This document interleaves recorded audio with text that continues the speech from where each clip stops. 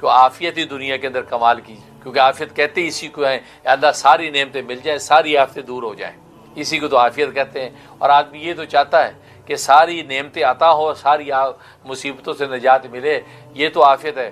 اور وہ مصیبتیں بھلے بدن کی ہوں، بھلے مال کی ہوں، بھلے آل کی ہوں، اولاد کی ہوں، کہ کس بھی نوعیت کی جو ہے وہ مصیبتوں ساری کی ساری ٹل جائیں۔ اس لیے تو حدیث میں اتنا سا کہہ دیا، اللہم انی اسألک العافیہ، اے اللہ میں عافیت مانگتا ہوں، فی الدنیا والآخرہ، دنیا میں بھی آخرت میں بھی۔ اللہم عافنا واعف عنا، اے اللہ ہمیں عافیت عطا فرما۔ تو عافیت کا لفظ اتنا چھوٹا سا ہے، لیکن کمال کا لفظ ہے، آل ان ون ہے، سارا کچھ اس کے اندر بند ہے۔ اس سے تو نبی پاک صلی اللہ علیہ وسلم نے سب سے زیادہ پسند اسی دعا کو فرمایا کہ عافیت کی دعا کیا کرو، عافیت۔ تو لہذا حضرت کی علومت تھانوی رحمۃ اللہ نے بڑی خوبصورت بات فرمایا کہ جب تمہیں کوئی دعا کی درخواست کرے کہ یہ ہمارے لیے دعا کیجیے گا، تو فرمایا کہ اس پر وعدہ نہ کر لیا کرو جی کروں گا، اس لیے کہ کروں گا کے نتیجے پہ بعض دفعہ وعدہ بھول بھی جاتا ہے۔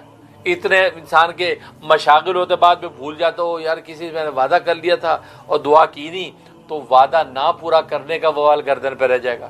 لہذا فرمایا ہاتھ کے ہاتھ ہی دعا کر دیا کرو، بعد کا وعدہ تو اپنی جگہ ہاتھ کے ہاتھ کر دیا کرو تاکہ وہ ہاتھ کے ہاتھ اتر جائے۔ اور وہ کیا دعا فرمایا کہ عافیت دارین کی دعا دے دیا کرو، جب کوئی کہ حضرت دعاؤں کی درخواست ہے تو فوراً کہہ دو کہ اللہ تعالیٰ آپ کو عافیت دارین نصیب فرمائے، اللہ تعالیٰ آپ کو عافیت دارین نصیب فرمائے، یا دنیا اور آخرت بھی آپ کو نصیب فرمائے۔ اب جب یہ کہہ دیا تو اس کی درخواست کو آپ نے ہاتھ کے ہاتھ پورا کر دیا، بعد میں پورا کرنے کے لیے آپ کے گردن پہ کچھ نہیں رہا۔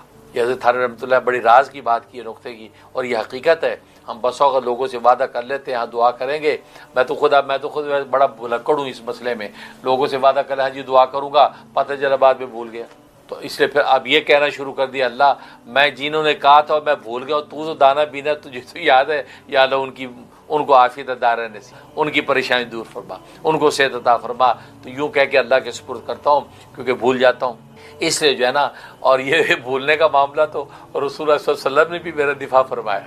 ایک خواب کے نتیجے میں آپ حضرات نے سنا ہوگا نا کہ وہ خاتون نے کہا کہ میں نے جب وہ حضرت سے یہ کہا، اور حضرت نے جو ہے وہ مجھے معمول بھیجے ہی نہیں ہے مرید ہونے کے، تو نبی پاک فرمایا کہ وہ بھول گئے، وہ بھول، اور اتنی خوبصورتی اور محبت سے حضور نے فرمایا کہ میں تو آج جب بھی سنتا ہوں مجھے نیا لطف حاصل ہوتا ہے۔ تو آج نبی پاک فرمایا ہاں وہ بھول گئے، اور حقیقت ہے کتنا درست فرمایا، واقعی میں بھول گیا، واقعی میں بھول گیا۔ تو اس لیے میرے بھولنے اور نسیان کی تو نبی پاک صلی اللہ علیہ وسلم نے بھی جو ہے وہ میری جو ہے وہ شفقت سے تائید فرمائی ہے۔ رسول اللہ کا احسان ہے، سبحان اللہ۔ الصلاۃ والسلام علیک یا رسول اللہ، الصلاۃ والسلام علیک یا حبیب اللہ، الصلاۃ والسلام علیک یا خیر خلق اللہ۔ اے اللہ کے حبیب، آپ پر لاکھوں صلاۃ و سلام ہو، آپ کی شفقت محبت کا کیا عالم ہے۔ مجھے اس طرح محبت آپ سے کرنی نہیں آئی جیسے آپ مجھ سے محبت کرتے ہیں، آپ کی محبت کے صدقے تو فیل سے میرے بیڑے پار ہو جائیں۔ اللہ اکبر۔ تو خیر، تو کہنے کا مقصد یہ ہے کہ یہ ہوا، اس لیے جو ہے نا وہ جو بہت عافیت کی اچھی دعا ہے، آپ اپنی جو ہے بیداری میں بھی اس دعا کو مانگا کریں، اس دعا کو مانگا کریں، اور جو ہے وہ روزانہ 41 مرتبہ اس دعا کو دہرائیں تو بیسٹ ہے، ورنہ 25 مرتبہ تو دہرائی ہی کریں، اس سے انشاءاللہ آپ کو جو ہے خوب درجات عالیہ ملے۔ اس لیے کہ مال کا خاصہ یہ ہے کہ مال انسان میں حرص پیدا کرتا ہے، اس حرص کے نتیجے میں انسان اس مال کے صحیح حق کو پہچانتا نہیں ہے کہ اس کو کہاں کتنا خرچ کرنا ہے، کہاں خرچ نہیں کرنا ہے، کس کو مجھے دینا ہے، کس کو مجھے نہیں دینا ہے۔ تو گویا کہ اس کے مصارف اور مداخل کی جتنی تفصیلات ہیں، یہ حرص میں ایسا اندھا ہو جاتا ہے کہ اس مال کے مداخل اور مصارف کو پھر سمجھتا نہیں ہے۔ حرص اور لالچ میں یا تو اس کو خوب جمع کرنے لگتا ہے، اس قدر جمع کرنے لگتا ہے کہ اپنی جان پر بھی خرچ کرنے سے گویا کہ بخل کرتا ہے، چاہے کہ اس کے حق کو ادا کرے کہ اس مال میں اللہ کا کتنا حق ہے کہ جس نے یہ مال تمہیں دیا ہے، اس مال میں اللہ کے بندوں کا کتنا حق ہے کہ جن بندوں کی وجہ سے مال اللہ نے تجھے دیا ہے، تو وہ اس کو خرچ نہیں کرتا بلکہ اپنی جان کو بھی جوکھوں میں ڈالتا ہے، لیکن مال میں بخل کرتا ہے، لیکن مال کو جمع کرتا ہے۔ تو بس اس کا مطلب یہ کہ اس مال نے اس کو ایسی حرص میں مبتلا کر دیا ہے، اب اس کی آنکھوں کے سامنے حرص کی چربی ہے، یہ اس حقیقت کو اب پہچاننے کے لیے تیار نہیں ہے۔ بھلے وقت کا نبی آ کر بھی اس کو دعوت حق دیتا ہے کہ تیرے مال میں غریبوں کا یہ حق ہے، امیروں کو مال غریبوں کی وجہ سے دیا جاتا ہے۔ نبی کریم صلی اللہ علیہ وسلم کا ارشاد ہے کہ تمہارے امیروں کو مال تمہارے غریبوں کی وجہ سے دیا جاتا ہے تاکہ وہ امیر جب مالدار ہوں گے تو اپنے مالوں میں سے زکوٰۃ نکالیں گے، اپنے مالوں میں سے صدقات نکالیں گے، اپنے مالوں میں سے خیرات نکالیں گے، تو گویا کہ دونوں کے لیے جنت کے راستے ہموار ہوں گے۔ مالدار خرچ کر کے مال کو جنت حاصل کرے گا، غریب مال کو حاصل کر کے اپنی زندگی کو باقی رکھ کے خدا کی عبادت کرے گا، تو گویا کہ دونوں کے لیے جنت کے راستے ہوں گے۔ اس لیے قرآن کریم میں اللہ تبارک و تعالی نے فرمایا کہ فضلنا بعضهم علی بعض، ہم نے بعض کو بعض پر فضیلت دی ہے، کہ کسی کو مالدار بنایا ہے، کسی کو مفلس غریب بنایا ہے، مالدار کو مال دے کر اس کی زندگی کے بقا کے سامان کیے ہیں، غریب کو ہنر دے کر اس کی زندگی کے بقا کے سامان کیے ہیں۔ لہذا مالدار اس غریب کے ہنر کا محتاج ہے، اس کے ہنر کو استعمال کر کے اپنا کام چلاتا ہے، غریب اس مالدار کے مال کا محتاج ہے، وہ اپنا ہنر دکھا کے اس سے مال حاصل کرتا ہے۔ تو گویا کہ احتیاج کی رسی کے ساتھ اللہ تبارک و تعالی نے امیر و غریب کو آپس میں جوڑ دیا ہے، اسی کو وہ اعتدال کہتے ہیں۔ اس اعتدال کے ساتھ انسان جب مال کو خرچ کرتا ہے تو اسی مال کے ذریعے سے دنیا میں رہ کے وہ جنت کو خرید لیتا ہے، لیکن وہ اس اعتدال اور توازن کو پہچانتا نہیں اور حرص کے اندر مبتلا ہو جاتا ہے، تو پھر اللہ تبارک و تعالیٰ کے سامنے اس کی قیمت گر جاتی ہے۔ وہ پھر گویا کہ مٹی جمع کر رہا ہے، وہ دنیا کا کوڑا کرکٹ جمع کر رہا ہے، جس کی دنیا میں بھی کوئی حیثیت نہیں ہے۔ جب مرنے لگتا ہے تو خالی ہاتھ جاتا ہے، یہ نہیں سوچتا کہ جب میں دنیا میں آیا تھا تو خالی ہاتھ آیا تھا، تن پہ کوئی کپڑا نہیں تھا، اب میں مروں گا تو بھی خالی ہاتھ جاؤں گا۔ یہ مال و دولت میرے ساتھ جانے والے نہیں ہیں، یہ مال و دولت کی کثرت یہ مجھے قبر کے اندر نجات دینے والی نہیں ہے۔ ہاں، وہ مال جو میں نے کھا لیا وہ میرا ہے، وہ مال جو میں نے پی لیا وہ میرا ہے، وہ مال جو میں نے پہن اوڑھ لیا وہ میرا ہے، یا وہ مال جو میں نے آخرت میں بھیج دیا ہے جنتوں کے لیے وہ میرا ہے۔ تبھی تو حدیث میں آتا ہے، نبی کریم صلی اللہ علیہ وسلم فرماتے ہیں کہ یہ آدم کا بیٹا یہ میرا مال کرتا رہتا ہے، حالانکہ اس کا مال صرف وہی ہے جو اس نے پہن لیا، اس کا مال وہی جو اس نے اوڑھ لیا، اس کا مال وہی جو اس نے کھا لیا، اس کا مال وہی جو اس نے پی لیا، اس کا مال وہی جو اس نے آخرت کے لیے جمع کر دیا، یعنی راہ خدا کے اندر خرچ کر دیا، تو وہ آخرت کے بینک کے اندر جمع ہو رہا ہے۔ کر اللہ تبارک و تعالی روز قیامت میں اس کو 700 گنا تک اس کے اخلاص کے درجے کے مطابق 700 گنا تک زیادہ کر کے اس کو عطا کر دیں گے۔ اللہ اکبر۔ تو میرا مال تو یہی ہے، فرمایا کہ اس کے علاوہ باقی سارا کا سارا مال اس کا نہیں ہے، یہ تو اس کے پیچھے والوں کا ہے، یہ تو خام خواہ بینک بیلنس جمع کر رہا ہے، یہ تو خام خواہ تجوریاں بھر رہا ہے، یہ تو خام خواہ بڑے بڑے پلازے کھڑے کر رہا ہے، اور اس مال کو حاصل کرنے میں مال کے حق کو ادا کرتا نہیں، اور اپنے بعد والوں کے لیے سب کا سب جمع کر رہا ہے، اس کا تو کچھ بھی نہیں، یہ مرے گا تو اس کے ہاتھ پلے میں کچھ بھی نہیں ہوگا، بلکہ جن کے لیے جمع کیا تھا وہ خود ہی اس کو قبر میں اتار دیں گے۔ تو معلوم ہوا کہ یہ انسان اتنا غفلت میں پڑ جاتا ہے اس حرص مال کی وجہ سے، کوئی یہ نہیں سوچتا کہ یار میں یہ جو سب جمع جوڑ کر رہا ہوں کس کے لیے؟ ہاں، اگر میں نے آخرت کے بینک میں جمع کرا دیا، اللہ کے نام پہ خرچ کر دیا، اللہ کے غریب مفلسوں کو میں نے خرچ کر دیا، تو آخرت کے بینک میں میرا جمع ہو رہا ہے، وہاں مجھے کچھ مل جائے گا۔ اس لیے حدیث میں آتا ہے کہ جب انسان مرتا ہے تو لوگ پوچھتے ہیں کہ یار کیا چھوڑ کے مرا ہے؟ لوگ یہ پوچھتے ہیں جی اچھا آپ کے والد صاحب مرحوم ہو گئے، انا للہ و انا الیہ راجعون۔ کتنے بہن بھائی ہیں؟ جی 4 بھائی ہیں۔ بہنیں کتنی؟ جی 3 بہنیں۔ اوہو، اور بیوہ ہیں؟ جی اماں بیوہ۔ کچھ ترکہ کچھ جائیداد چھوڑ کے گئے؟ جی 4 دکانیں چھوڑی ہیں، 2 مربع زمین چھوڑی ہے، اور کچھ بینک بیلنس بھی ہے، $2.5 لاکھ بینک بیلنس بھی ہے، الحمدللہ، اور انشورنس بھی کرائی تھی تو انشورنس بھی 5 لاکھ کی وہ بھی ہے۔ اچھا ماشاءاللہ، بس فکر نہیں، اللہ وارث ہے، مطمئن ہو جاتے۔ تو نبی فرماتے دیکھو دنیا والے یہ پوچھتے ہیں کہ مرنے والا کیا چھوڑ کے گیا ہے، اور فرشتے جب اس کے پاس آتے تو فرشتے آپس میں پوچھتے ہیں کہ یار اس نے آگے کیا بھیجا ہے، اس نے آگے کیا بھیجا ہے۔ وہ آگے کا پوچھتے ہیں، یہ پیچھے کا پوچھتے ہیں، اس لیے کہ ملائکہ کو پتہ ہے یہ تو آگے پہنچ گیا ہے، اب اس کو جو کام آنا ہے آگے والا کام آنا ہے، پیچھے کا تو اس کے کام کا نہیں ہے، وہ تو اس کے بیوی بچوں کا ہے، اس کے عزیز و اقارب کا ہے، اس کے دوستوں یاروں کا ہے، وہ دنیا میں بڑھ جانا ہے، اس کو کچھ ملنے والا نہیں۔ ہاں فرشتوں کو پتہ بھی آگے اس کو ضرورت ہے، تو اس سے یہ فرشتے پوچھتے ہیں کہ یار اس نے آگے کیا بھیجا ہے۔ اب آگے اس نے اگر بھیجا ہو تو ملائکہ خوش ہو جاتے ہیں، الحمدللہ بس اس کے لیے خوشخبری ہے کہ اس نے آگے بھیجا، اس نے مسجدیں بنوائیں، اس نے مدرسے بنوائے، اس نے قرآن چھپوائے، اس نے یتیموں کی داد رسی کی، اس نے بیواؤں پر خرچ کیا، اس نے غریبوں کو لنگر کھلائے، اس نے جو ہے وہ بے سہاروں کے لیے سہارا بنا ہے، ماشاءاللہ آگے بہت کچھ اس کا جمع ہے۔ یہ آگے پہنچے گا تو دنیا میں جیسے ٹھاٹھ سے رہتا تھا، آگے پہنچا تو جنت بھی کے اندر بھی ٹھاٹھ کرے گا، تو ملائکہ خوش ہو جاتے۔ لیکن دنیا والے دیکھو کتنے حریص ہیں کہ اس پر یہ نہیں پوچھتے کہ آگے اب کیا ہوگا، سفر جب کیا تو آگے کیا ہوگا، نہیں وہ پوچھتے جی پیچھے کیا چھوڑا، آگے تو اب وہ جانے اور اس کی قبر جانے، اس کے بارے میں کوئی نہیں پوچھتا، یہ پوچھتے پیچھے کیا چھوڑا ہے۔ گویا کہ پوچھنے والوں کی نظر بھی مال پر ہے، پیچھے والوں کی نظر بھی جائیدادوں اور ترکوں پر ہے کہ پیچھے کوئی مال و دولت چھوڑ کر گیا یا نہیں۔ فرمایا یہ ہے وہ حرص مال، کہ مال کی حرص انسان کو ایسا اندھا کر دیتی ہے۔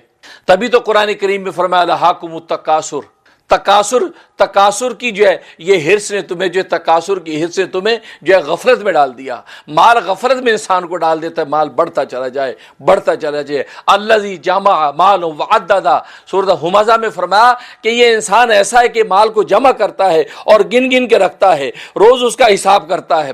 انٹرنیٹ پہ دیکھ کے روز میں اپنے بینک کو دیکھتا ہے، آج 1 لاکھ ہو گئے، آج 2 ملین ہو گئے، آج 3 ملین ہو گئے، مال ماشاءاللہ جمع کر رہا، خوش ہو رہا ہے۔ اس کو اگلے سانس کی خبر نہیں ہے کہ یہ سارا کا سارا مال تو پچھلوں کے لیے جمع کر رہا ہے، اپنے لیے تو نے تو کچھ بھی نہیں کیا۔ یہ مال کی حرص۔ حضرت عیسیٰ علیہ السلام پیغمبر ہیں، بڑے جلیل القدر پیغمبر ہیں، اللہ نے ان کو بڑی شانیں اور بڑے معجزات عطا کر رکھے تھے، مردوں کو زندہ کر دیتے تھے، مادرزاد اندھوں کو بینا کر دیتے تھے، کوڑیوں پہ ہاتھ پھیرتے وہ شفا یاب ہو جاتے تھے، ایسے عجیب و غریب معجزات ان کو عطا کیے۔ اور ان کی دنیا کے اندر زہد کی حالت یہ تھی کہ ان کے پاس پانی پینے کا ایک پیالہ تھا، بال بہانے کے لیے ایک کنگھی تھی، بس اور کچھ نہیں، اور جہاں بھی لیٹنا ہوتا تو وہیں جنگل میں لیٹ جاتے۔ یہ حالت تھی زہد کی، کچھ دنیا نہیں۔ چاہنے والوں نے کہا کہ حضرت آپ کا مکان بنا دیتے ہیں، آپ بغیر مکان کے ہیں، سب کے بڑے بڑے گھر ہیں، آپ کا بھی گھر بنا دیتے ہیں۔ کہا کہ ہاں گھر بنانے کے لیے تو پیسوں کی ضرورت ہے، میرے پاس تو پیسہ نہیں ہے، میرے پاس تو مال نہیں ہے۔ کہا حضرت ہم جان بھی ہماری حاضر ہے، ہم مال دیں گے آپ کو، ہم بنائیں گے آپ کا گھر۔ کہا کہ اچھا بس صحیح ہے، پھر اس جگہ پر بنانا جہاں میں تمہیں کہوں۔ کہ جی بالکل حکم فرمائیے، آؤ۔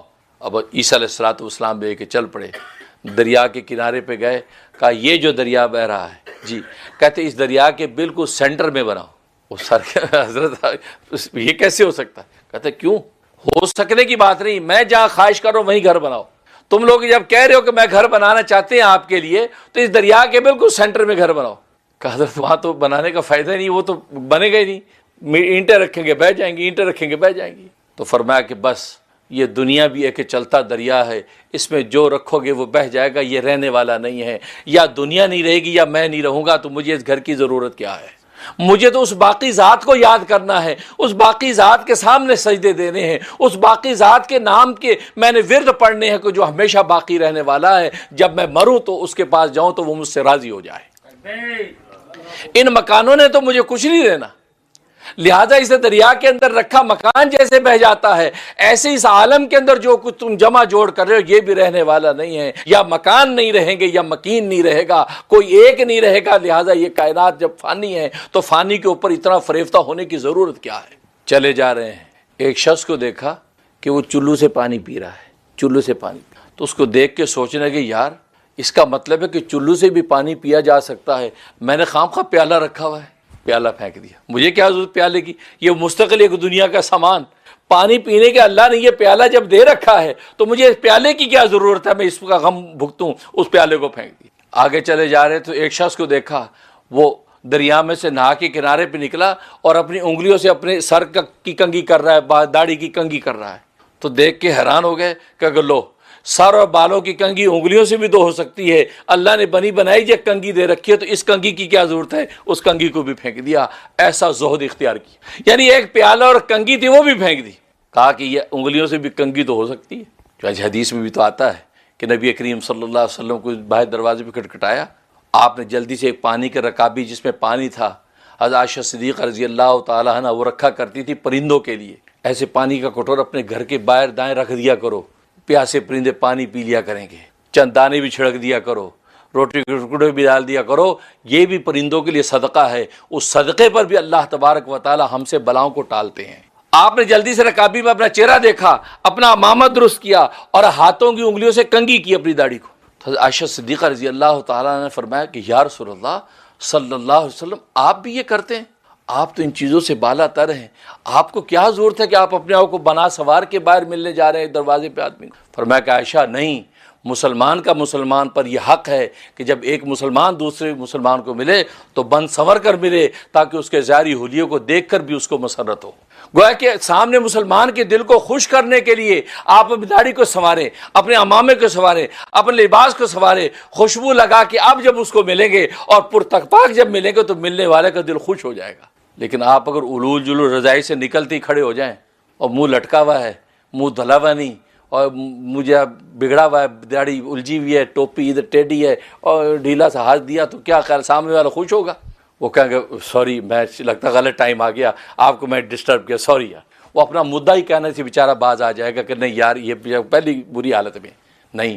اسی حدیث میں آتا ہے کہ جب مومن کو ملتا ہے اور پرتپاک طریقے سے ہم مسافہ کرتا ہے تو یہ بھی صدقہ ہے، اس صدقے پر بھی اللہ تبارک و تعالیٰ اس کے گناہوں کو معاف کر دیتے ہیں. تو دیکھو پرتپاک مسافہ کرنا یہ بھی صدقہ ہے. یعنی ہمیں نیکیاں کمانے کا ایک راستہ، پوری شب و روز کی زندگی نبی پاک صلی اللہ علیہ وسلم نے نیکیاں کمانے کے لیے ہمیں دے دی ہے، پر کمانے والا ہو کوئی.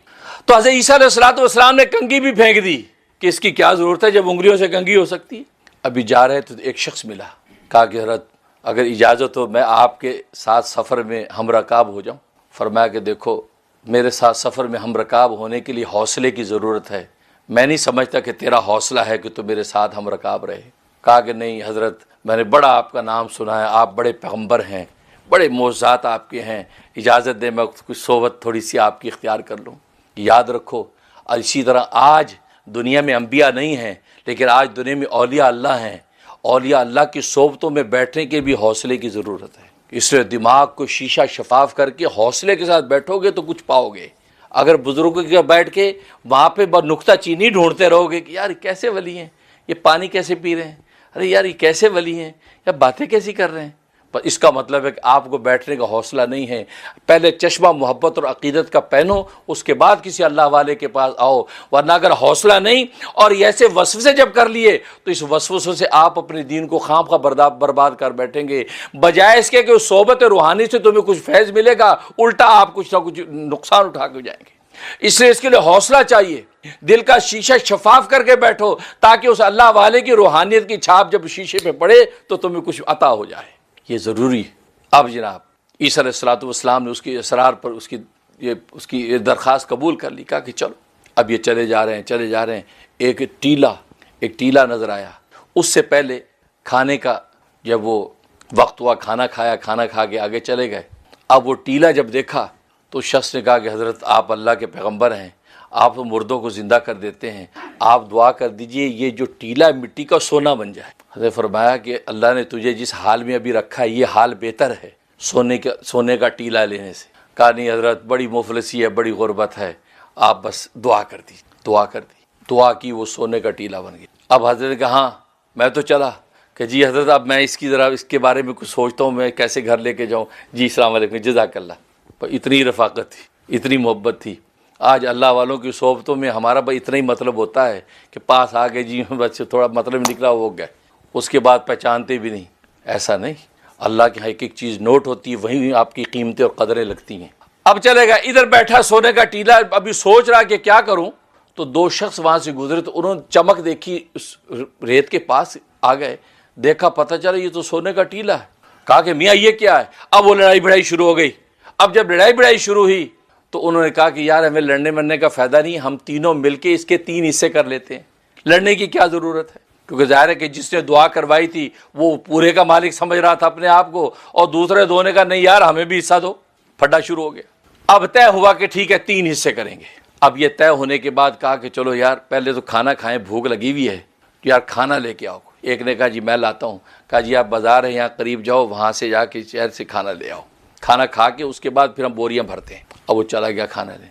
اب کھانا لینے جو جا رہا تھا تو اس کے دل میں خیال آیا کہ یار میں ان 2 حصے کیوں کروں، مجھے تو 1/3 ملے گا. ہیں؟ دو حصے کیوں کروں؟ میں یہ ایک حصہ ملے، یہ کیوں نہ ہو کہ سارا مجھے ملے؟ میں کھانے میں زہر ڈلوا دیتا ہوں، تو زہر ڈال کے جب لاؤں گا تو دونوں مر جائیں گے، تو سارا ٹیلا میرا۔ ادھر اس کی نیت خراب ہوئی، ادھر یہ دونوں بیٹھے، ان کی آپس میں نیت خراب ہوئی کہ یار ہم 3 حصے کیوں کریں، ہم وہ آتے ہی اس کو جیسے آئے گا اس کو قتل کر دیں گے، اور یہ ٹیلا ہم دونوں آدھو آدھو کر لیں گے اور کھانا کھا کے تقسیم کر کے گھروں کو جائیں گے۔ دیکھو دونوں طرف نیتیں خراب ہو رہی ہیں، اور نیتوں پہ اللہ نگاہ رکھتے ہیں۔ انما الاعمال بالنیات، اعمال کا دارمدار ہے نیتوں پر، نیت دیکھتا اللہ۔ اس سے صحیح مسلم کی حدیث ہے، ان اللہ لا ينظر الى صورکم ولا الى اعمالکم، اللہ تمہاری صورتوں کو تمہارے عملوں کو نہیں دیکھتے، ولکن ينظر الى قلوبکم ونیاتکم، بلکہ اللہ تمہارے دلوں کو دیکھتے ہیں اور دلوں میں چھپی ہوئی نیتوں کو دیکھتے ہیں۔ کس نیت سے تم نے سبحان اللہ کہا، اللہ اس پر فیصلہ کرتے ہیں۔ کس نیت سے تم نے فقیر کو 1 روپیہ دیا، وہ اللہ اس پہ نیت رکھتے ہیں۔ کس نیت سے سونے کے لیٹے ہو، اللہ اس پہ نگاہ رکھتے ہیں۔ کس نیت سے تم مسجد کی طرف بڑھے ہو، اللہ اس پہ نگاہ رکھتے ہیں۔ تو گویا کہ نیتوں پر فیصلے ہیں۔ تبھی تو بابا بلے شاہ کہتا ہے، جے رب ملدا نہاتیاں دھوتیاں تو ملدا ڈڈواں مچھیاں، جے رب ملدا نہاتیاں دھوتیاں تو ملدا ڈڈواں مچھیاں۔ اگر نہانے دھونے سے خدا ملتا تو یہ مچھلی اور مینڈکوں کو ملتا جو ہر وقت ہی نہاتے ہیں۔ جے رب ملدا نہاتیاں دھوتیاں تو ملدا ڈڈواں مچھیاں، جے رب ملدا وچ مسیتی تو ملدا چام چرٹھیاں۔ اگر صرف مسجدوں میں آنے سے خدا مل جاتا تو چمگادڑوں کو ملتا۔ آپ جانتے ہیں کہ جنگلوں دیہاتوں اور گاؤں میں کی جو مسجدیں ہوتی ہیں، وہاں عام طور پہ چمگادڑوں نے اپنے جالے بنائے ہوتے ہیں، چمگادڑیں آتی ہیں، چمگادڑیں تو کہا کہ صرف مسجد میں آنے سے خدا ملتا تو پھر ان کو ملتا کہ وہ ہر وقت مسجد کے چکر کاٹتی ہیں، لیکن آپ مسجد میں آئے کس نیت سے ہو، فیصلہ اس پر ہے۔ جے رب ملدا وچ مسیتی تو ملدا چام چرٹھیاں، جے رب ملدا جنگل بیلے تو ملدا گواں وچیاں۔ اگر جنگلوں میں نکل جانے سے خدا ملتا تو پھر گائے کی بھینسوں کو ملتا جو ہر وقت جنگلوں کے چکر کاٹتی ہیں۔ صرف جنگلوں کے چکر کاٹنے سے خدا نہیں ملتا۔ جے رب ملدا جنگل بیلے تو ملدا گواں وچیاں، اب بولیا رب انہاں نو ملدا تے نیتاں جنہاں دیاں سچیاں۔ جن کی نیتیں سچی ہوتی ہیں اللہ تبارک و تعالیٰ ان کو مل جاتے ہیں۔ اللہ اس دل میں اتر آتے ہیں، دل میں جس دل میں نیت سچی ہے خدا کو پانے کی، اللہ تبارک و تعالیٰ کہتے ہیں یہ ہے میری جگہ، یہ ہے میرا گھر، اس گھر کے اندر میں نے اتر آنا ہے۔ اللہ اکبر۔ آج ہماری نیتیں صحیح نہیں ہیں۔ عمل جتنے بھی خوبصورت ہوں، اللہ کے عملوں کی قیمت نہیں، آپ کی نیتوں پہ پہلے نگاہ ڈلے گی کہ نیت کیا ہے۔ اس لیے فرمایا کہ رب انہاں نو ملدا تے نیتا جنہ دی سچیاں۔ تو سچی نیت سے اگر ایک سبحان اللہ کہا، تبھی تو حدیث میں آتا ہے کہ سچی نیت سے جس نے ایک مرتبہ سبحان اللہ کہا، اس ایک سبحان اللہ پر اس کی جنت کے اندر اللہ تبارک و تعالیٰ اتنا بڑا درخت لگا دیتے ہیں، اس کا سایہ اتنا بڑا ہوتا ہے کہ اگر عربی نسل گھوڑا 500 سال تک اس کے نیچے دوڑتا رہے تو اس کا سایہ ختم نہیں ہوتا۔ ایک سبحان اللہ سچی نیت کہنے کا نتیجہ دیکھیے۔ اور اگر آپ تہجد روز پڑھتے ہیں اور روزانہ لا الہ کے ضرب لگاتے ہیں، لیکن نیت آپ کی خدا کو راضی کرنے کی نہیں ہے بلکہ اپنی دنیا کے مفادات ہیں اور ریا ہے، رضا نہیں ہے، تو اللہ تبارک و تعالیٰ کے ہاں تمہارے تہجد کی کوئی قیمت نہیں ہے۔ امام احمد بن حنبل رحمۃ اللہ علیہ دریا کے کنارے پر کھڑے ہیں، ایک کشتی گزری ہے، اس کشتی میں ایک مسافر کو چھینک آ گئی، اس نے کہا الحمدللہ، الحمدللہ کہا۔ اور آپ جانتے جب الحمدللہ کو چھینک والا کہہ دے تو دوسرا کہے یرحمک اللہ۔ اب وہ کشتی دور چلے گی، آپ نے جلدی سے دوسری کشتی والے سے کہا سنو یار یہ 1 پیسہ لو اور جلدی سے مجھے اس کشتی کے قریب لے جاؤ۔ اس کو پیسہ دیا، کشتی قریب لے گئے۔ آپ کشتی کے جیسے قریب گئے اس کی چھینک کا جواب دیا، کہا یرحمک اللہ۔ بس یہ کہہ کے جیسے واپس لوٹے ہیں ہاتھ میں غیبی سے آواز آئی، ابن حنبل تو نے 1 پیسے میں آج جنت خرید لی، 1 پیسے سے جنت مل گئی۔ اتنا کہنے پہ یرحمک اللہ، اس نے جس نیت کے ساتھ ابن حنبل نے وہ بات کہی کہ میرے نبی کی سنت یہ ہے کہ جب الحمدللہ کوئی کہے اس پر میں یرحمک اللہ کہوں، اس سنت کو پورا کرنے کی خاطر میں کہ محبوب کی ادا کو آج زندہ کروں۔ 1 پیسہ دے کر کشتی لے کے وہاں دوڑے ہیں تو اللہ نے 1 پیسے پر جنت کا فیصلہ کر دیا۔ اللہ تبارک تعالیٰ نیتوں کو دیکھتے۔ اب ادھر بھی نیت خراب ہو گئی ان 2 لوگوں کی، ادھر اس کی نیت خراب۔ اب جب وہ جیسے پہنچا ہے ان 2 نے اس کو جناب پکڑا اور قتل کر دیا، حملہ کیا، وہ قتل ہو گیا۔ اب اس کے بعد مطمئن ہو گئے، اب کھانا سامنے رکھ کے کھانے بیٹھ گئے۔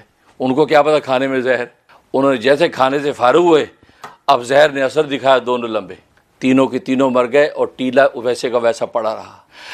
عیسیٰ علیہ السلام اپنے سفر سے واپس لوٹے ہیں تو وہاں دیکھا 3 لاشیں پڑی ہیں، اور سونے کا ٹیلا جو اپنے فنا کر دیے ہیں اس دنیا کی خاطر جو ان کو ملی نہیں ہے، لیکن ان کی ہرس نے ان کو تباہ کر دیا۔ اب ایک جگہ بیٹھ گیا۔